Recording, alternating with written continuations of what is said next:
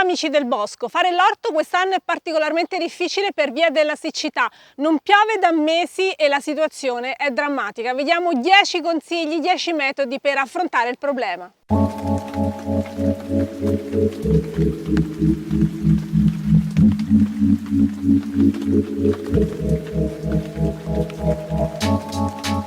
Com'è la situazione dalle vostre parti? Da me non ha piovuto per diverse stagioni, non abbiamo avuto acqua in inverno, non abbiamo avuto acqua in primavera e adesso che siamo solo all'inizio dell'estate la situazione è già molto difficile.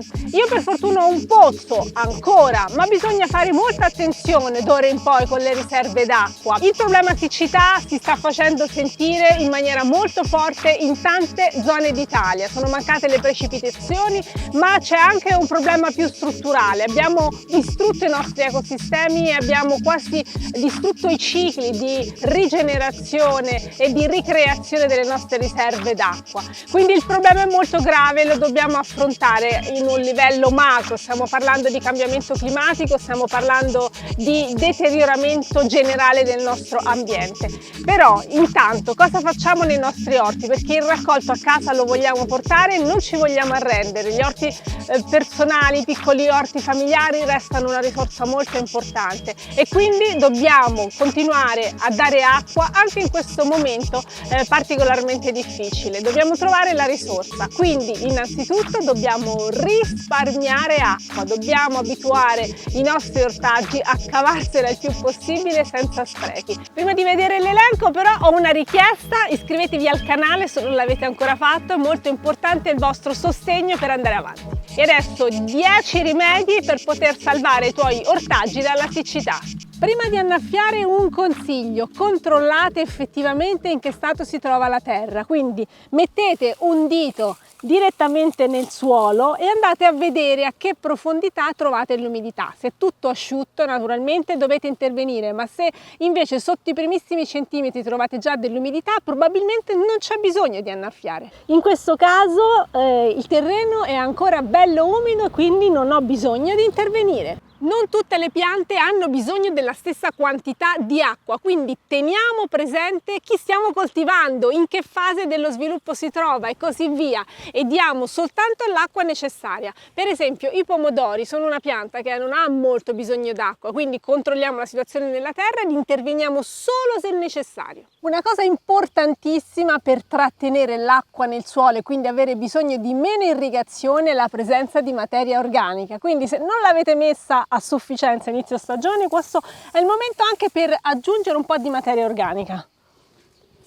Questo è il mio compost autoprodotto. Il compost è veramente una spugna per trattenere l'acqua, quindi le vostre irrigazioni ed eventuali piogge verranno trattenute meglio nella terra. Mi raccomando però, soprattutto in questo periodo, il compost va protetto con una bella pacciamatura, altrimenti il sole lo brucia. E questo ci porta al quarto consiglio, che forse è il più importante di tutti: la pacciamatura, la copertura del suolo è fondamentale per non sprecare acqua. Se mettiamo una buona copertura fatta di fieno, di paglia o di altra materia organica che abbiamo a disposizione, avremo una minore evaporazione, verrà trattenuta maggiormente acqua, questa materia organica farà comunque da spugna e le radici avranno meno caldo, quindi la copertura del suolo è fondamentale in questo periodo di siccità. Quindi controllate come sta la vostra pacciamatura e se serve aggiungete, fate un bello strato, in questo periodo vi sarà comunque utile. Un'altra cosa importantissima è fare dell'ombra. Quando fa così caldo, proteggere con un telo ombreggiante può essere molto utile, oppure in maniera più naturale, se ci avete pensato prima, potete anche utilizzare degli alberi da frutto magari come ombreggianti sopra il vostro orto. Comunque i teli sono facili da sistemare, in questo caso vedete come ho protetto i miei pomodori. Qualche albero da frutto sopra l'orto non sta male perché fa quella po' d'ombra che aiuta gli ortaggi a sopportare il caldo, oppure mettiamo dei teli ombreggianti. Questo è davvero leggero ma comunque mi aiuta a proteggere i fagiolini perché quando fa molto caldo non riescono neppure ad allegare. Un altro consiglio che posso darvi per affrontare la siccità è di alzarvi presto la mattina. Uno, starete meglio voi perché la mattina fa più fresco e quindi ci si muove più volentieri nell'orto, ma soprattutto è il momento più indicato per annaffiare. Le piante avranno bisogno di acqua con il sorgere del sole. Se voi riuscite a dare l'acqua proprio nel momento che inizia il loro bisogno, fate la cosa migliore. La mattina poi il terreno è ancora fresco, quindi non diamo uno shock attraverso il freddo dell'acqua sulla terra calda. E alzatevi presto la mattina, questo è il consiglio. Vi faccio vedere come non annaffiare così a pioggia. Questo è un sistema sbagliatissimo perché vi fa sprecare un sacco d'acqua e danneggia anche le piante. Quindi se date per esempio l'acqua con l'annaffiatoio, bagnate soltanto la terra in basso, senza bagnare le foglie. Poi ci sono altri metodi di cui abbiamo parlato tante volte, come l'irrigazione a goccia, che è utile per non sprecare acqua. Annaffiate esclusivamente intorno alla vostra pianta, non andate ad annaffiare tutta l'aiuola se non ci sono piante coltivate, così limiterete anche le piante spontanee. Con questo caldo evitiamo di annaffiare le nostre piante con acqua troppo fredda, quindi se si dispone per esempio di un pozzo, l'acqua che arriva dalla profondità avrà una temperatura molto più bassa di quella dell'ambiente, quindi facciamo salire l'acqua dal pozzo ma non usiamola direttamente sulle piante, facciamola stare per un po' in un contenitore intermedio finché non avrà raggiunto la temperatura dell'ambiente. Questo è il mio pozzo e qui sopra c'è la cisterna, e se l'acqua proprio non ce l'abbiamo, non abbiamo un pozzo, non possiamo utilizzare l'acqua della conduttura pubblica perché ci sono dei razionamenti, cosa facciamo? L'acqua la possiamo recuperare in tanti modi diversi. Per esempio possiamo organizzarci nel miglior modo possibile per recuperare tutta l'acqua piovana che arriva. Per esempio possiamo recuperare l'acqua con la quale laviamo le verdure, o l'acqua della doccia, quella all'inizio quando magari aspettiamo che arrivi l'acqua calda, possiamo riempire dei contenitori, l'acqua con la quale abbiamo cucinato, ma in generale in casa possiamo salvare molta più acqua, anche cambiando le abitudini magari delle pulizie, mettendo da parte i detersivi che non possiamo poi utilizzare nell'orto. Davvero la risorsa è preziosa, cerchiamo di salvarne il più possibile e non rinunciamo all'orto. Per gestire meglio l'acqua e anche per lasciare delle piccole riserve quando andiamo in vacanza, possiamo utilizzare dei materiali di riciclo come delle bottiglie di plastica, dei vasetti dello yogurt, questo è un contenitore delle palline da tennis, insomma tutto quello che può essere interrato di qualche centimetro e può essere bucato per far passare l'acqua ma un pochino per volta, ci funziona.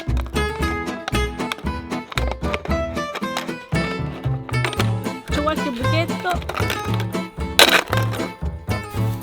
faccio una buchetta vicino alla pianta, possibilmente fate la buchetta nel momento che mettete la pianta, così non andate poi a danneggiare eventualmente le radici.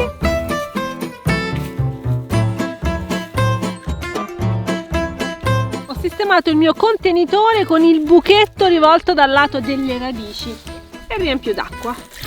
In questo modo l'acqua defluisce più lentamente verso la pianta. Se fate dei buchi piccolini può impiegare anche delle ore per raggiungere la terra e quindi avrete dato un sistema di irrigazione più graduale e più efficiente. Ed infine pensiamo anche alle nostre piante in vaso. Io ho questa bellissima echinacea che ha un vaso di plastica e allora, per evitare che il sole scaldi le radici e l'asciughi troppo rapidamente, posso inserire il mio vaso all'interno di un vaso più grande e coibentare tutto intorno con del materiale organico come della paglia o del fieno.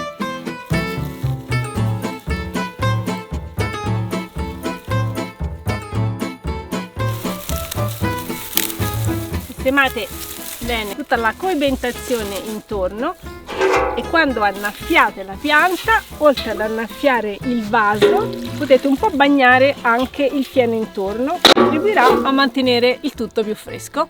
Fatemi sapere nei commenti quali sono i vostri metodi per salvare l'acqua, per mantenere l'orto attivo in questo periodo di siccità, così li aggiungiamo al nostro elenco. Vi ricordo che abbiamo preparato anche un articolo, quindi aggiungeremo anche tutti i vostri criteri. Grazie di aver visto il video, un bel like, coraggio, ce la possiamo fare anche con la siccità.